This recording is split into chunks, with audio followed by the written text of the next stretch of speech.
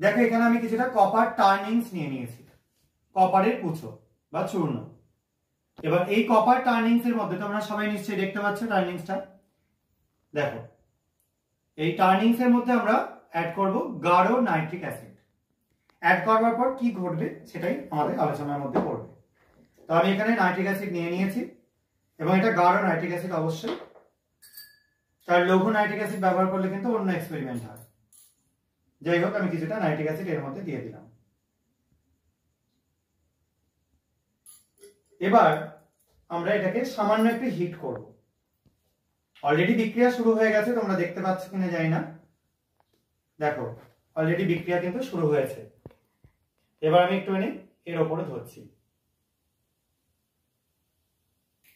এবার তোমাদের খেয়াল করো, দেখো একটা হালকা বাদামি বর্ণের গ্যাস এখান থেকে উঠছে।